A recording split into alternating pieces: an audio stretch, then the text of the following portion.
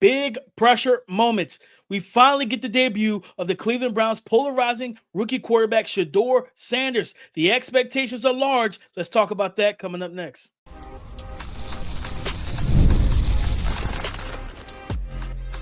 You are Locked On NFL Draft, your daily podcast covering the NFL Draft. Part of the Locked On Podcast Network, your team every day.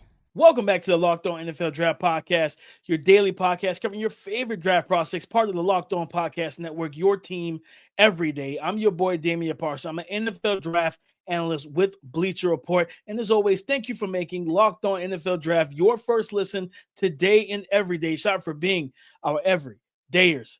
Guys, Shedeur Sanders finally touches the field. He gets to play a lot. We're going to talk about that in week one of the preseason and his big moment to shine in front of the masses. Jalen Milroe, whenever he sees the field for the Seattle Seahawks, what should that look like and what are the hopes for him? Will Johnson, JPJ, James Pearce Jr., defensive prospects from the 2025 NFL Draft that can make impacts. And then Kyle Williams, can he impress us in his debut? And can Isaac Teslaa repeat, give us an encore of his big playmaking ability for the Detroit Lions? But with the Cleveland Browns, there's been a lot of talk, right?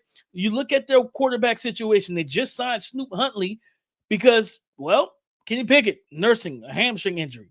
Joe Flacco is old, essentially. And then Dylan Gabriel also has a hamstring injury. They said that Shedeur Sanders this week has been battling some shoulder soreness. Okay, so they brought in Snoop Huntley, who's another veteran, giving them 5 quarterbacks, essentially 6 if you count Deshaun Watson.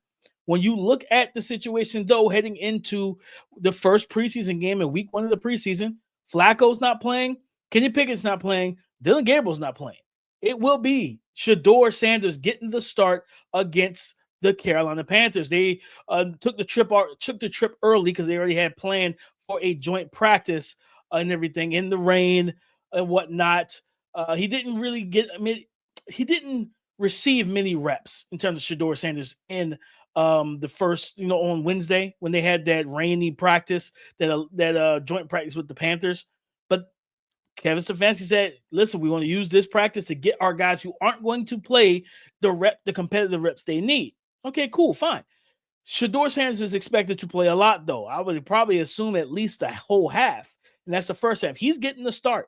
And then probably backing him up, or not probably, backing him up is going to be Snoop Huntley and everything. The expectations, man, this is a pressurized moment for Shedeur, because if you check anything on social media, the talk around Shedeur Sanders is and has been that the Cleveland Browns are setting him up for failure, that the Cleveland Browns aren't giving him the opportunities that he needs to succeed. They're not putting him out there with the ones. And don't get it twisted. Keith and I have talked about it on this pod.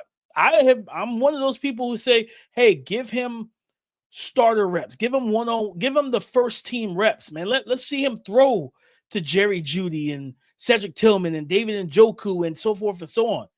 And now Jerry Jeudy, I believe their star receiver is not expected to play Friday night. So that's kind of a bummer because you would like to see him with their best receiver and a guy that fits where he does in terms of separating, winning quickly, speed, explosiveness, all of that, right? Now, you're probably going to see more of the second and third team out there with him. I would at least like to see Harold Fannin Jr. out there with him for sure. With Shedeur, is again a big pressurized moment, and he's not, afraid of, or he's not, new to. He's not a novice with big pressurized moments. This is a guy that had us all up on the East Coast, right? What was it, 2023? First year in Colorado against Colorado State. Physical, bad blood game. Taylor Swift, you talking about bad blood? Yes, it was a bad blood game, right? Travis Hunter gets his ribs nearly broken and cracked from a dirty hit. And what did Shedeur do? Need to get his team down to score and push this into overtime or whatever it may have been. And get his team in position to win, and he did just that. Drove the whole field, the length of the field, and scored. Right, so big time pressurized moments. That's a nationally televised game. Everyone was watching. Going to Colorado, changing that program, helping his father, Coach Prime, Deion Sanders, change that program. He's not new to these situations. But this is an opportunity for him, for those who have been clamoring for him to get the first team reps, for those who've been clamoring for him to basically usurp Dillon Gabriel, because you look at when you really break down the tape of these two prospects at college, well, Shedeur was a better player than Dillon Gabriel. You know what I mean? Dillon Gabriel was a solid player in a really good situation, going from UCF to Oklahoma to Oregon, while Shedeur was tasked with building up a program, right? Jackson State, then going to Colorado, a team that won like 2 games the year before they got there. So when I look at this situation, the expectations for Shedeur is to go play and be Shedeur Sanders. The main thing for me is I'm looking at just his process, honestly. The mechanics as a passer, right? The footwork, his like how comfortable is he? We everyone knew for like the last 2 years at Colorado, because he was behind some very disadvantageous offensive lines, he saw a lot of pressure. Now, did he hold on to the ball? Did he create some of that pressure? Sure, we can say that, and we can definitely agree to that. But I would say this as well: that offensive line was horrendous, right? Especially year one. Year one was one of the worst offensive lines I've ever seen in college football, right? And you have a primetime quarterback behind you, and he's drifting, and he's developing bad habits. Because I remember watching him coming out of Jackson State, and I was like, man, like Coach Prime, he got him one with his son, right? With Shedeur.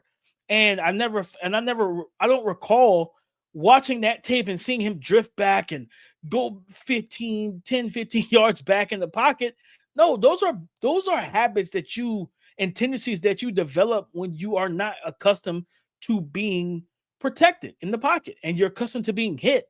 So he would drift back. I want to see him step up in the pocket, find those throwing lanes, operate the muddy pockets that he started to show in year 2 at Colorado. I mean, he kind of showed it the whole time, but still, like, don't drift, don't hold on to the ball, read it quickly, get it out of your hands, things like that. Just be Shedeur Sanders, be the point guard, be the guy that distributes it to the open guy, right?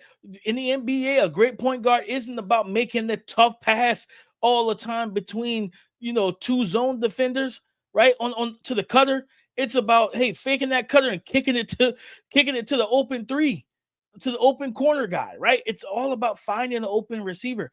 And when he does that, and he does it well, he's able to get the ball out. That's what I want to see from Shedeur Sanders. This is a big pressurized moment, because I think for me, here's the key. When everyone else isn't playing that's been in front of you, and you're able to go out there and dominate, now you put more onus on the coaching staff to make good decisions with everything else from this point forward. Because you think about going into next week's preseason game. Let's say Kenny Pickett's still not ready to go, but Dillon Gabriel is. Dillon Gabriel goes into that game and he doesn't play well, but Shedeur comes in and he plays well. Now that's 2 up. I'm up 2-0 on you. Now you got to, like, whenever Joe Flacco is sit down, right? Whenever he's told to have a seat, we're going one of the young guys during the season. That's going to be the key, is which one of these young guys outperform the other in preseason with ample reps to earn that spot. And I think that's why this is a pressurized moment for Shedeur Sanders. So, yeah, I look at it like that. With Jalen Milroe, real quick, we've talked about it, and this, to me, is simple. Can he learn and master this offense, this West Coast offense that Clint Kubiak runs? I think if he does that, like, to be able to effectively run this offense and the keys to it, right? Hitting the short and intermediate passes, hitting the quick open guy, finding the quick open guy, not relying on the 3 ball, not relying on, like in the NBA, the mid-range shot has become almost obsolete. Everyone wants to take the half-court threes now, right? The Boston Celtics average like 73s a game. No one wants to take the middies, right? In the NBA, the NFL, like, you want to live in the mid-range. You want to live in the short to intermediate, hit the ball, get the ball out quick, and eventually that opens up the 3 ball, the long ball, the deep ball, which we know Jalen Milroe excels at. So that's what I'm looking for with Jalen Milroe. It's just simply, can you effectively operate and run this West Coast offense and make your rushing ability your second weapon. Make it a second weapon for you, not your primary weapon and everything. And then also can Clint Kubiak then devise and scheme and create this offense around him when he's in the game. But coming up next, guys, we're going to talk about Will Johnson and James Pearce Jr., two defensive studs that we got to see in preseason. Summer sports are in full swing, and whether you're all about baseball under the bright lights, golf on the green, or high-stakes soccer action, FanDuel is the best way to make every game even more exciting.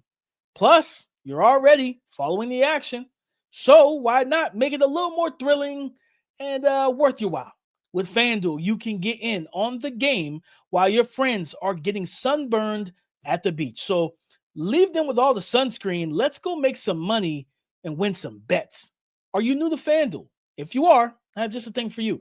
New customers can bet just $5 and get $150 back in bonus bets if your first bet wins. Again, if you're new to FanDuel, I have just the thing for you. New customers can bet just $5 and get $150 back in bonus bets if your first bet wins. Open the FanDuel app today or visit FanDuel.com to get started.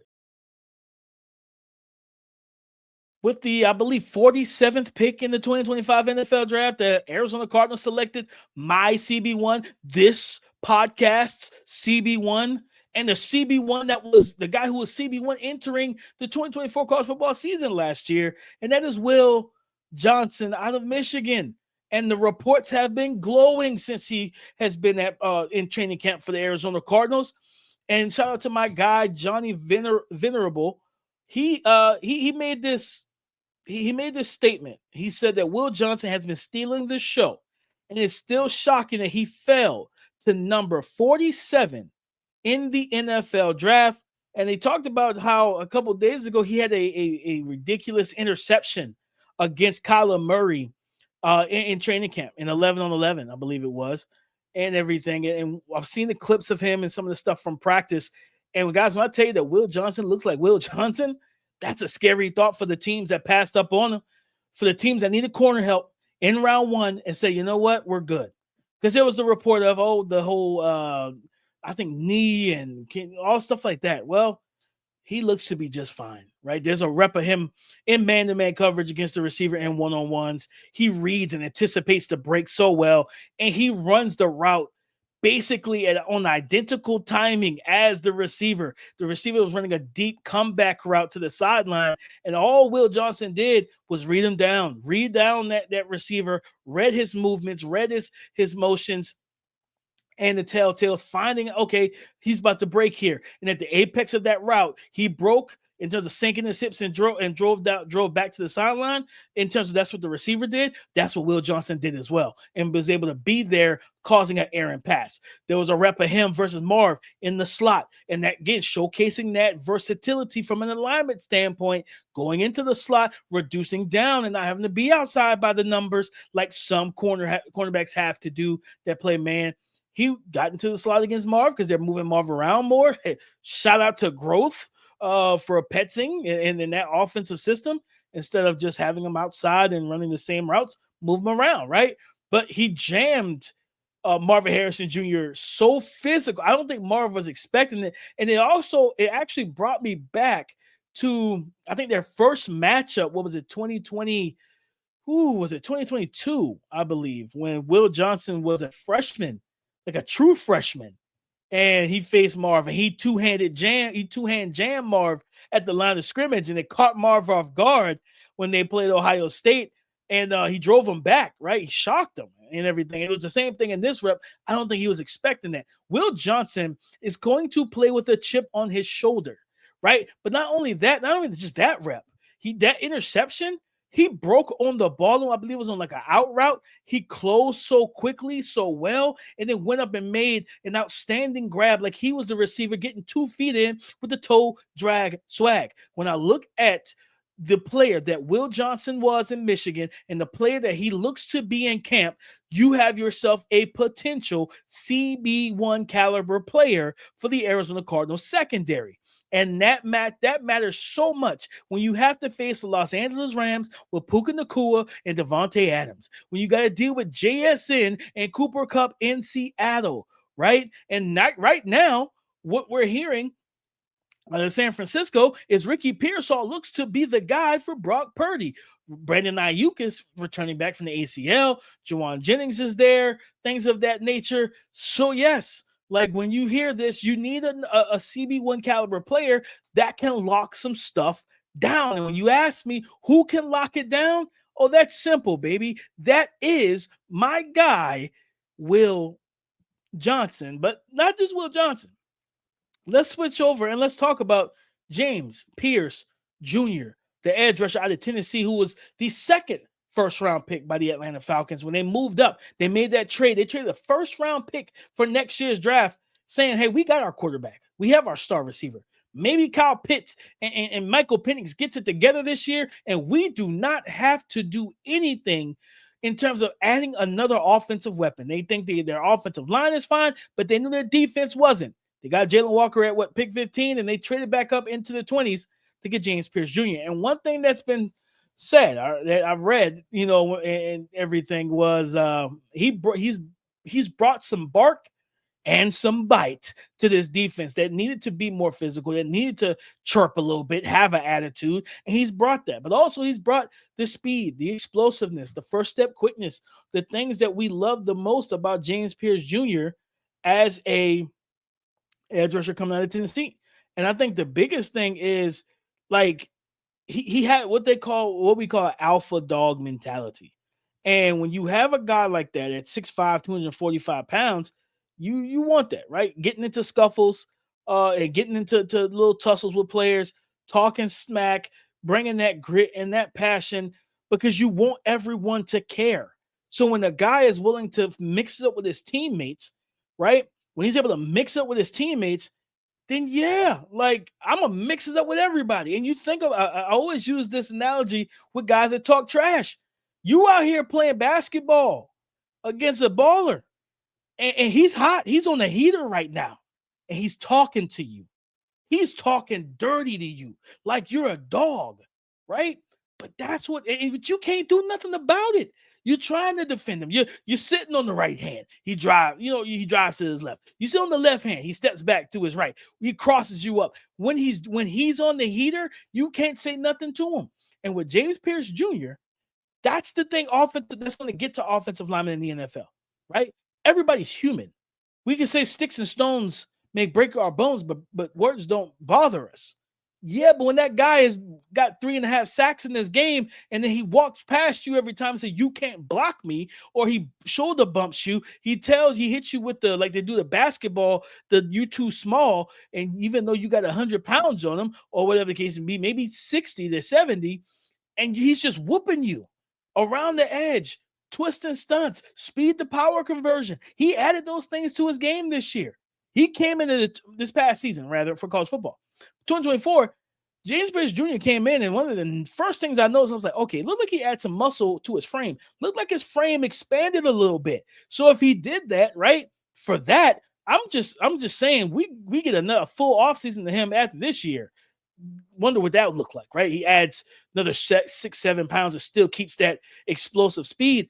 Yes, I'm excited to see James Pearce Jr. because now, okay, the run game stuff. What do you do in the run game? How are you handling the run game? Can you set that edge and be physical at the point of attack? Set that hard edge, shed that block, and make a play on the ball and the ball carrier. You have to earn the right as a defense to rush the passer. Doesn't matter if it's Jalen Walker. Doesn't matter if it's Abdul Carter, Mykel Williams. Doesn't matter. Shamar Stewart.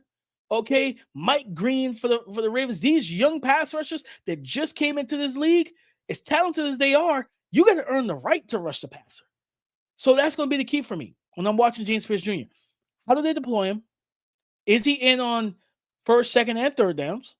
Is he just coming in on third downs?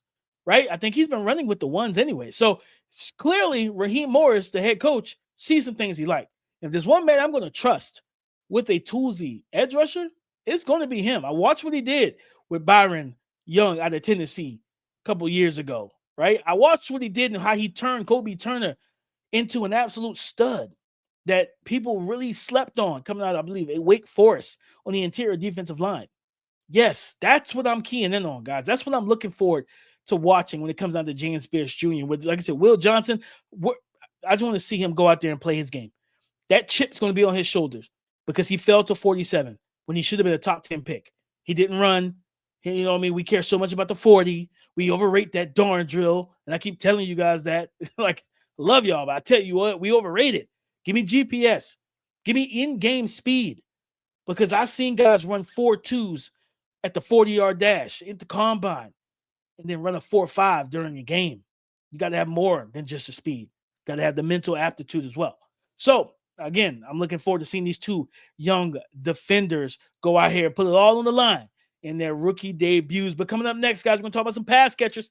Kyle Williams, he's been routing guys up over in the New England Patriots training camp. Can he continue that success this weekend?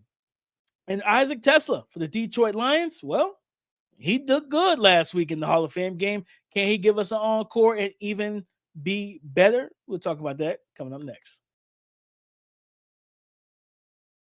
This episode is presented by Yahoo Fantasy.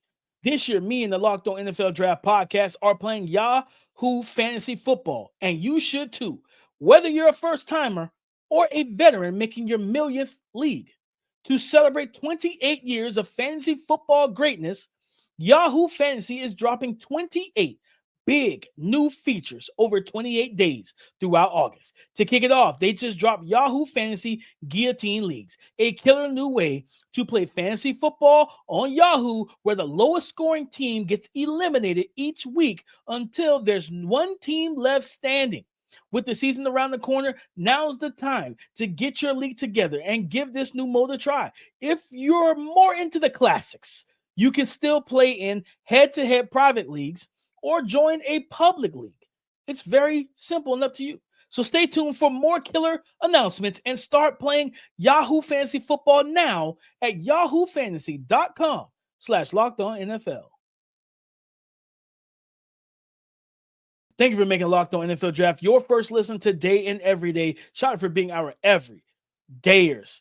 Kyle Williams, the wide receiver out of Washington State, goes to the New England Patriots, I believe, third round of the 2025 NFL Draft. And this is a guy that's been buzzing at Patriots training camp about in 101s, the route running, the speed, the explosiveness, everything we knew about him. And he was a Dame's dude.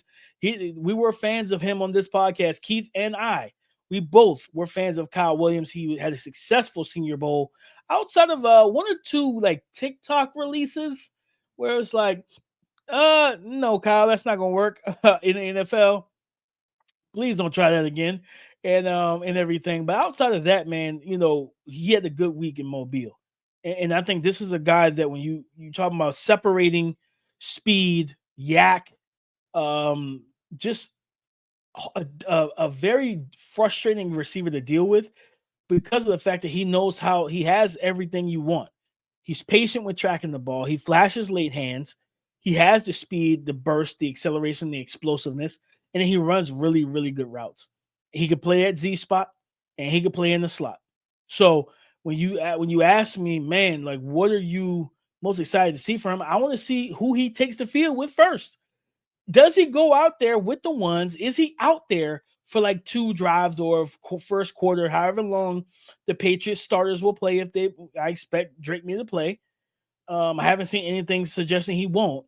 So is Kyle Williams on the field with Drake May? And if he is, like, because Stephon Diggs, is he on the field, right? If Stephon Diggs is getting the veteran treatment and he's told, hey, you're good. We've seen competitive reps with you because I think they faced the Commanders and everything. Yeah, like if that's the case, I'm perfectly fine with Stephon Diggs not playing in this game, and I would like to see Kyle Williams with Drake May, right? I would like to see his abilities in the live game against a live defense, and is that connection with Drake May, is it still budding? Or can the defense put it on pause, right? And I think that's a big thing for me. This is outstanding receiver prospect, and I think that if given the opportunity, and especially with a guy like Stephon Diggs, who's a very good teacher, very, very good teacher, you know what I mean, of the position. Yeah, I look at this and I say, man, if I am Kyle Williams, I want to learn everything I can from him, but I want to go out here and showcase what I can do because I think he could be one of the future stars of this passing attack and of this offense. You know, they have Travion Henderson, who we like a lot, and think he could be an absolute stud for them and everything. I think Kyle Williams has that ability to turn into that young star receiver for this team that could be a 3-level threat, short, intermediate, and deep down the field. But guys, let's transition to a guy that absolutely had himself a pretty good week in his actual rookie debut, and that's Isaac Teslaa for the Detroit Lions. And guys, I'm telling you now, man, I was, you know, he caught 2 receptions, 2 of his targets, 46 yards, averaged 23 yards per catch. The 6'4", 214-pound wide receiver gives you the ability to play that big power slot, right? You get that from him for sure, without question. You get that power slot role from Isaac Teslaa. But for me, I said it. I put it in my scouting report. You go check that at bleacherreport.com to see it. I had a 4th round grade on him. I think late 3rd, early 4th. And I say, if he's given the opportunity to develop on the outside, he could become Alec Pierce with the Indianapolis Colts. A big, physical, jump ball, contested catch winner on the outside that has build-up speed, that can take the top off, that can run and stack against defenders, that has the body control for back shoulder fades and 50-50 passes. But with Teslaa, he's coming in, and I think he's already a better route runner. So you then get the route running aspect on the outside. He's 6'4", 214, 215. Yeah, I think he can, and I believe that he has a chance to put it like practices. You want to stack days in the preseason. You want to stack preseason games because what you do is instill a confidence in your coaching staff and instill a confidence in the starting quarterback, right? And you have a Amon-Ra St. Brown that says, you know what? We could use big fella on the field with us, with me and Jameson Williams. And you talk about having a young, versatile trio of wide receivers with Sam Laporta at tight end. So, you know, for me, when I look at Isaac Teslaa and how he could essentially mesh with Amon-Ra St. Brown and Jameson Williams, you got the route runner, the yak guy that is Amon-Ra, and then you have the speed and explosiveness, and he's showcasing improved route running in terms of Jameson Williams. And then Teslaa can play that Z, he can play that X spot or play the power slot. I think he's capable of playing all 3 positions. He wasn't gifted that opportunity a whole ton at Arkansas last year, but I believe he can do it. I believe he physically has the ability to do it. Now it's all about the process, winning quick, short area quickness at the contact window, using his feet first, hand second, being physical when guys want to be physical with him. And if so, man, the sky's the limit for this young man. So I'm just being honest here, guys. Like, I think he could, with another successful performance, just work his way up slowly but surely, closer and closer to being part of their 11 personnel package, 3 wide receivers, 1 tight end, 1 running back. I think he's got a chance to earn that. And I think he could put on another display of big playmaking, especially horizontal, big vertical routes, right? And everything. And like I said, at worst, he could be a big power slot, right? And I think you feel really good about that. But when I look at him, I see a very talented young man, And in this offense with Detroit, and you have Jared Goff, who's a really accurate quarterback. So you're talking about having a 6'4", 215-pound wide receiver with an accurate quarterback. I'm just saying there's a lot of potential there. It can grow into something serious. But nonetheless, guys, that is our show talking about Isaac Teslaa and can he give us an encore in week his second preseason game. Kyle Williams rookie debut, James Pearce Jr., Will Johnson, Jalen Milroe, and Shedeur Sanders, all rookies that have very, very talented skill sets that we're excited to see. We're excited to see them take the field in the preseason. But guys, go subscribe and follow for free on YouTube, wherever you listen to podcasts, to get the latest episode as soon as it is available. On tomorrow's show, Keith and I will break down Cam Ward and what are the expectations for him. What do we want to see from Cam? Right? We'll talk about that on tomorrow's show. So come and join the conversation again tomorrow on the Locked On Podcast Network, your team every day.